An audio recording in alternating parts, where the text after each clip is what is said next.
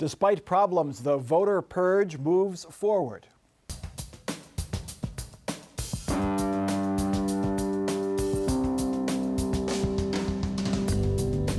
Joining us on Columbus on the Record this week, Joe Ingles, State House reporter for Ohio Public Radio, Darrell Rowland, Public Affairs Editor for the Columbus Dispatch, Bob Clegg, Republican strategist, and Joseph Maas of the Ohio Hispanic Coalition. Some 235,000 people were set to be removed from the state voter registration rolls late this week. These are the voters who have not cast a ballot, signed a petition, answered mailed requests to update their registration for 6 years.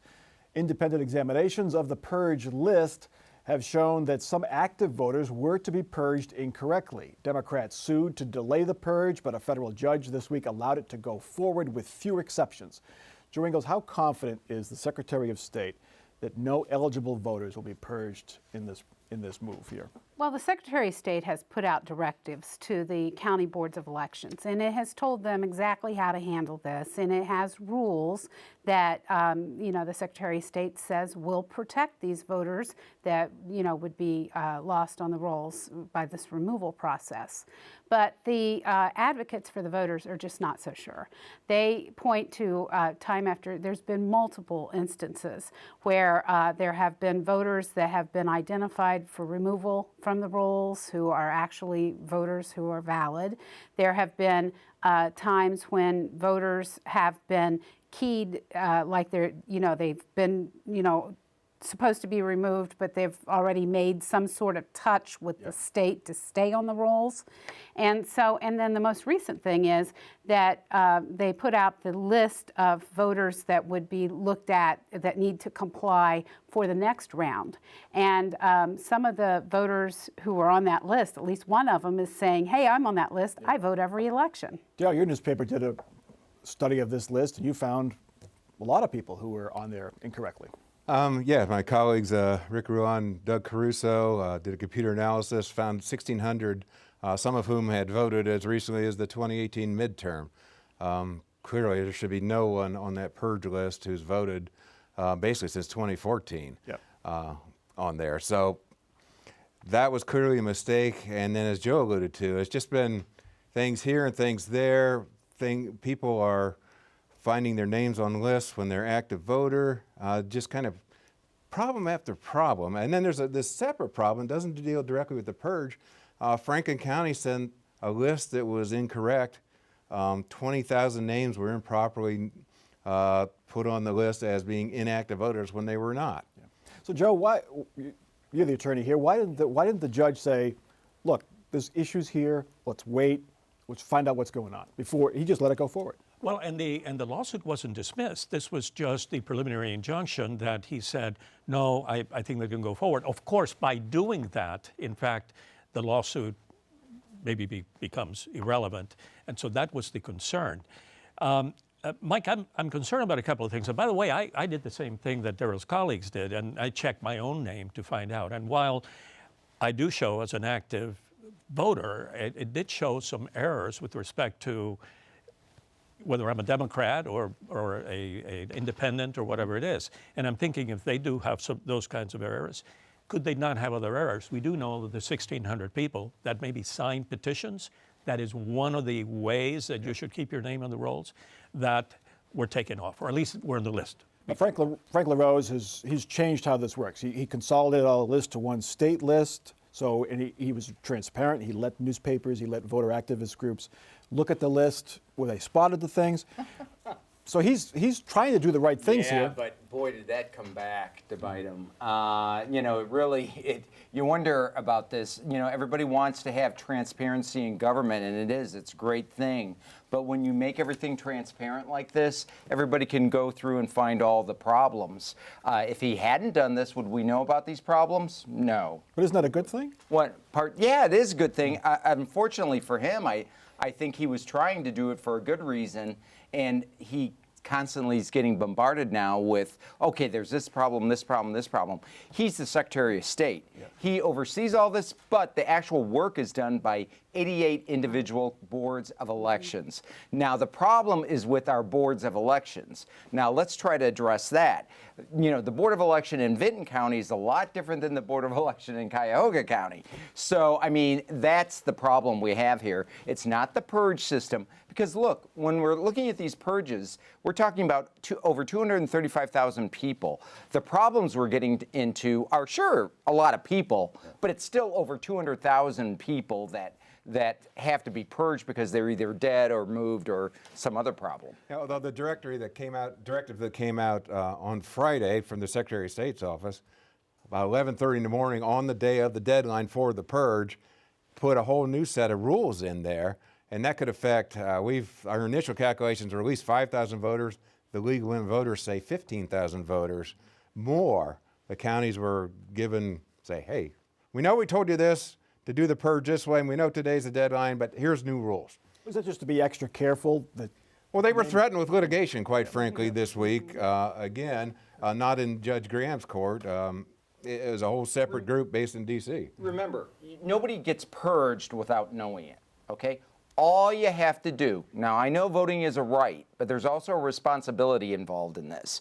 All you have to do is respond when you get the postcard and say, I'm still an active voter at this address. That's all you have to do. If you get the postcard. I don't know how many times I've gotten mail 6 months late. I've had invitations for things that happened around Christmas time.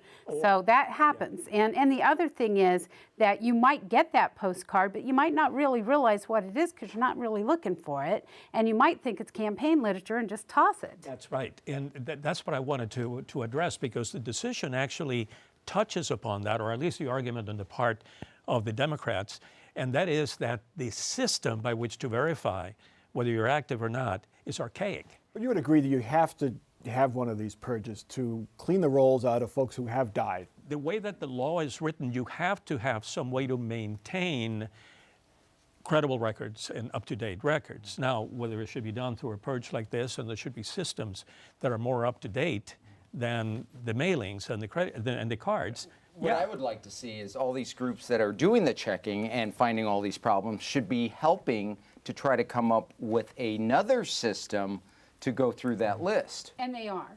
The League of Women Voters has told me that they have offered input, and in fact, Jen Miller, their director, was very positive about some of the things that Secretary of State Frank LaRose did in this most recent directive. She said that they were more positive on the right track, but she does point out that the different boards do things differently. That's the problem. You have 88 different Yes. boards, all operating differently, varying types of voters, varying types of people on those boards. And Well, it's a real- one of the options could be to just let the Secretary of State run all 88 county boards. I mean, if you want to have the same system in all 88 counties, that's probably the only way you can go. Why not do that? What is it the home rule that counties should run their own things? And I can't imagine that ever happening. And as a former member of the Board of Elections, I would object to it. why? Why should the county run I the think board? Bob actually touched on it a little bit. It's that the counties themselves are different, and how to reach people and how to manage that is different, and the makeup is. And also realize the local county parties are really the ones, they each, come up with their employees. That's a little, Voice. Political the income system. there Yeah. too. I forgot about that. Yeah. Oh, I think know. you're right. It seems so easy, but it's not. It's not. The presidential race enters a new phase this week. The field of Democratic candidates eligible to debate has been cut in half.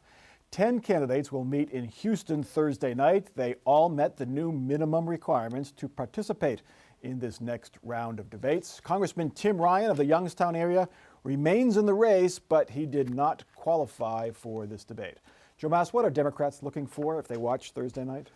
I don't think that Democrats, because of who we are, which is a compendium of different interests and people with different values, that Democrats, quote unquote, know who they want. But I can tell you that there are many candidates that are looking increasingly attractive, and they are obviously the one that you would expect Biden, right now. Joe Biden obviously would be one, Elizabeth Warren and Bernie and all of that.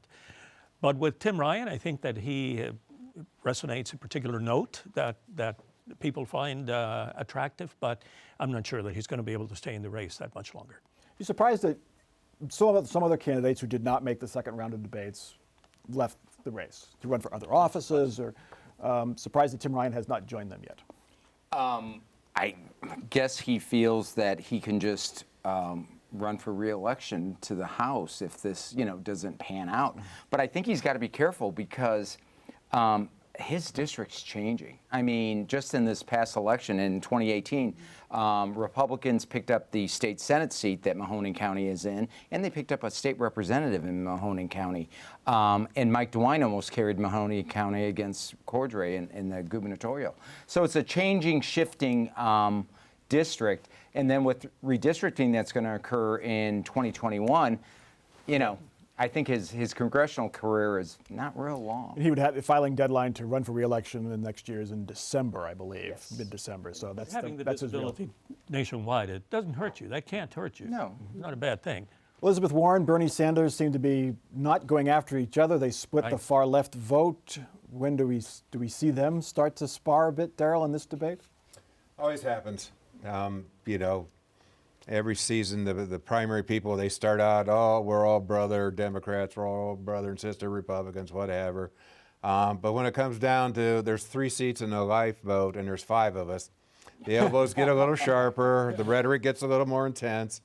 And yeah, if if it comes down to me or you, I'm voting for me. Joe Biden wants to see them continue to split the far left vote because it dilutes his competition. Right, it keeps some heat off of him. But I think the thing we all need to remember is there is still a whole lot of time left here, and a lot of voters are not paying attention to this. Donald Trump has a competitor, Joe Walsh, former congressman from Illinois. Bob, should he worry? No, I wouldn't worry if I was the president. I don't think so. Joe Walsh, interesting character, used to be a congressman, was part of that Tea Party movement. I don't know how you can run further to the right of the president, but I guess he's going to try that. I don't think it's going to What be does very that look successful. like? Yeah. I loved when he did Rocky Mountain Way, though. Not that Different Joe Joe Walsh. Walsh. Kasich he's out there. He's saying all the options are on the table, but he can't be thinking about running. He's got a new book coming out apparently, so he'll be on a tour, no doubt. There's no real path for John Kasich right now. And I think that's part of the issue, is he just doesn't have a way because there's not that group that wants to have his philosophy. They're either in the Trump camp or they're not in the Trump camp, but they're more conservative than Kasich. I think he's probably thinking more 2024 than anything right now. Just wants to maintain some Yeah. visibility, and he's getting it on CNN and Yep, and the book. in the books, and goes up to New Hampshire once in a while. Make sure they still remember him. It doesn't hurt, I guess. Plus, see the colors in the fall, whatever. All right, our next topic. The battle over Ohio's nuclear power plant bailout continues. This summer, lawmakers passed a law that charges electric ratepayers to subsidize 2 aging nuke plants on Lake Erie. The law also subsidizes 2 coal plants and scraps many of Ohio's renewable energy and efficiency standards. A group is collecting signatures to try to ask voters to repeal the law, and supporters of the law have taken to television to fight the effort. They took our manufacturing jobs. They shuttered our factories. Now they're coming for our energy jobs. The Chinese government is quietly invading our American electric grid, intertwining themselves financially in our energy infrastructure. Now, a special interest group boosting Chinese financial interests is targeting Ohio's energy, taking Ohio money, exporting Ohio jobs, even risking our national security. They're meddling in our elections. It goes on, but you get the idea. The Chinese link is tenuous. It refers to the fact a Chinese government bank has invested in natural gas production in Ohio.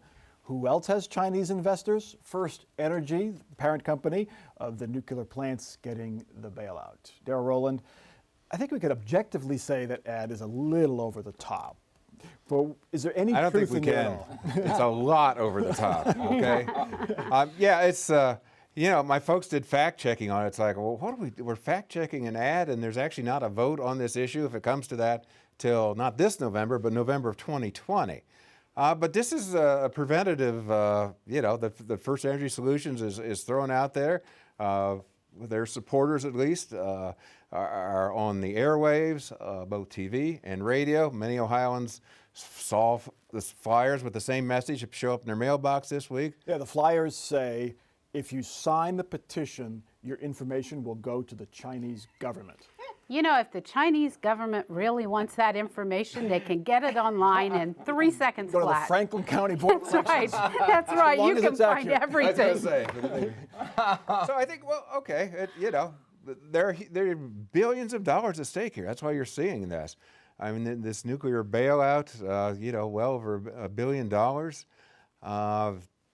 First Energy Solutions said you either pass the bailout or we're closing Ohio's only 2 power plants. A lot of Democrats voted for that bailout because of concerns for the workers who will be thrown out of what are some, for the large part, pretty decent paying jobs. But, you know, Bob is still just slavering that he didn't get that account. I know, I wish. I might have put in the Russians rather than the Chinese, but whatever. Have you ever seen an ad campaign? I think it's $1 million buy, Yeah. urging people not to sign a petition. No. But then I never saw a $10 million campaign on a issue that was before the legislature and wasn't even on the ballot. So, I mean, this whole issue has been money breaking in a lot of different ways. And what I found interesting, and Daryl just mentioned it, is the fact that this is a bipartisan issue. I mean, like, that bill wouldn't have passed the House without the Democrats. And then when you look at the people that are opposing it and want to take it to referendum, you have your liberal environmentalists, but you also have these fiscal conservative groups that hate the idea that we have these corporate bailouts. I mean, it's a very interesting issue that's united very different people. And there's a disturbing trend here, too, because if you think about it, who are they going after with these ads? They're going after low information voters. That's who they're always, the person sitting at home who knows nothing about it, they want to define that issue for them. And that gets to be dangerous sometimes, and I think we're seeing more and more of that strategy in politics these days. That seems to be the name of the game. And the other thing, is that ad discouraging any petitions from being signed? Right. Any other initiatives from being signed? If the Chinese are going to get the information. Well, it's, you know, it's in the First Amendment. We are allowed to petition for redress from our government.